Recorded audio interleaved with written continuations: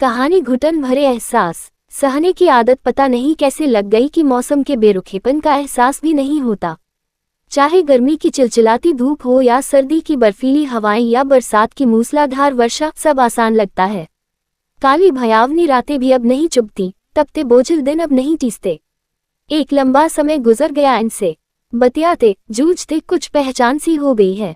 ये लंबे दरख्त अब भी वैसे के वैसे हैं, सागर की रेत भी वही है, लहरें वैसे ही उफनती है।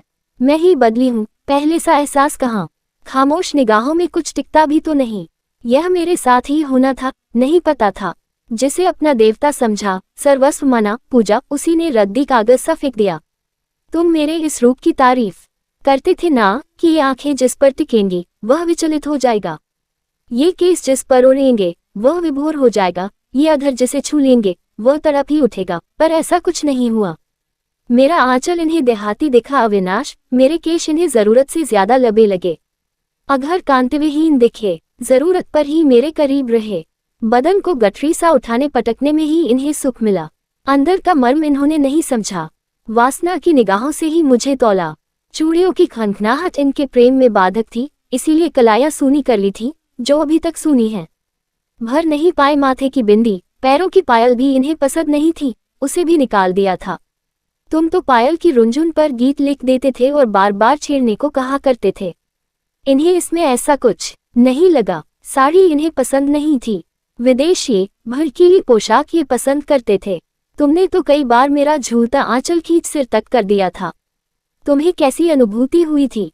तुम घंटों मुझे देखते ही रहे थे, पर इस रूप में जब भी मैं इनके पास गई तो ये भड़क ही उठे। मेरी लज्जा शर्म को इन्होंने निरर्थक समझा। मैं वैसा कुछ नहीं कर पाई जैसा ये चाहते थे। खुले भड़कीले कपड़ों में मेरी कपकपी छूट जाती थी। हाई हील की सैडलों में मुझसे चला नहीं जाता। ये मुझे अपने दोस्तों की मंडली में बैठने को कहते, बियर पीने की जबरदस्ती करते। मैं इनका साथ नहीं दे पाती तो ये मुझ पर बरस पड़ते। जलसों पार्टियों में मेरा झिझकना, शर्माना, कतराना इनसे सहन नहीं होता। घर आकर ये अपना गुस्सा मुझ पर उतारते, गालियों से घर भर देते। ये मुझसे कैसी उम्मीद बांधे थे? मुझे घर ब्याह कर लाए थे कि मेरी नुमाइश बनाने। जो इन्हें पसंद था वह मुझे नहीं, और जो मुझे पसंद था वह इन्हें नहीं। मैंने क्या नहीं किया। घंटों इनकी प्रतीक्षा की जब तक ये ऑफिस से नहीं लौटे, एक और नहीं निकला। कर्तव्य परायणता में ही लगी रही।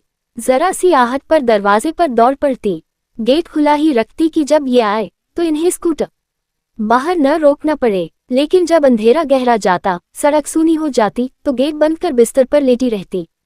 रात देर से आते ही ये बिस्तर पर ऐसे लुढ़कते कि इन्हें जूते खोलने का भी होश नहीं रहता। मैं ही इनके जूते खोलती। मुझे अपनी बेबसी पर रोना आता कि मेरे रूप का तिलिस्म, मेरे रिश्ते का आधिपत्य इन पर क्यों नहीं चला।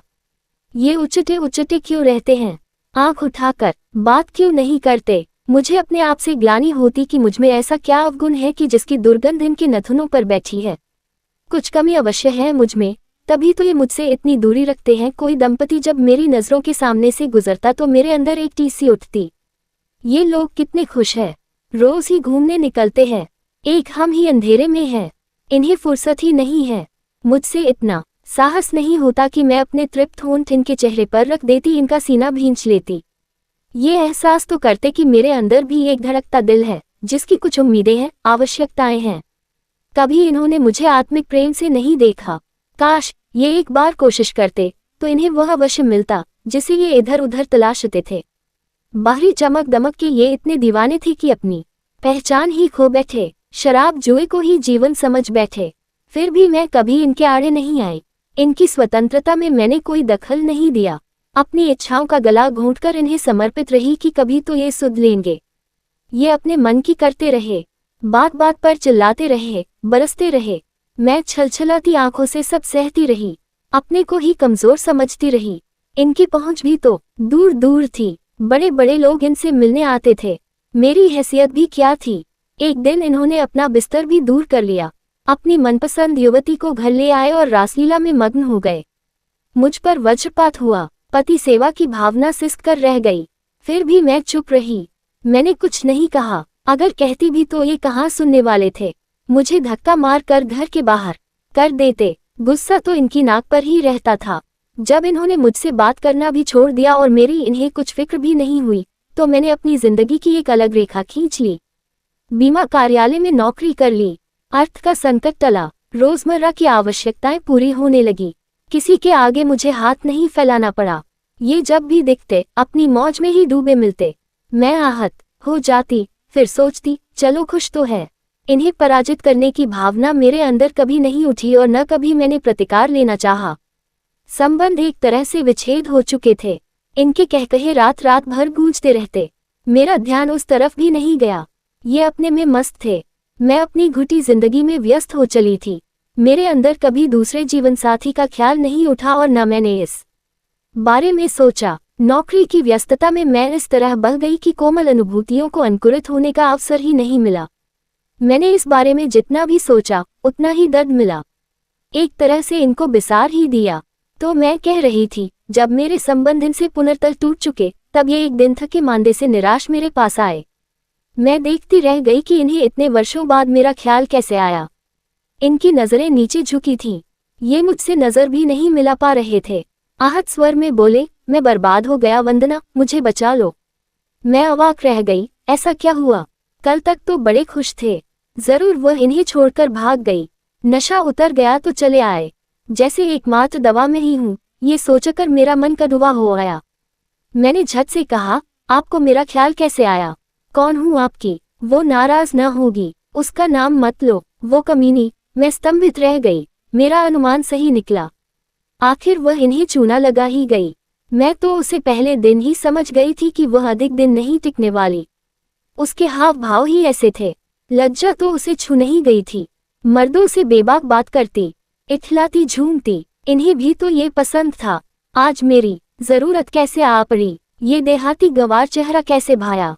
जिस हृदय को इन्होंने धड़कता नहीं समझा, जिस यौवन का उन्माद नहीं जाना, आज इन्हें कैसे ख्याल आया। मैंने कहा, मैं क्या कर सकती हूँ। ये जोर जोर से सिसक पड़े और सिसकियों के बीच बोले, वंदना मुझे माफ कर दो। मैंने तुम्हें बहुत दुख दिए, बहुत तड़पाया। उसका प्रायश्चित मुझे कर लेने दो। इनके आंसू मुझे बे गए। कहना तो बहुत कुछ था, लेकिन कुछ न कह पाए। गहरा निश्वास लेकर रह गई। मुझे खामोश देखकर ये गिड़गिड़ा उठे, कुछ तो कहो वंदना। बोलो, तुम बोलती क्यों नहीं? मुझे गालियां दे दो, कुछ तो बोलो। मेरे होंठ से एक शब्द भी नहीं निकला। मैं तुरंत बाहर निकल आई। ये सिर पकड़कर नीचे बैठ गए।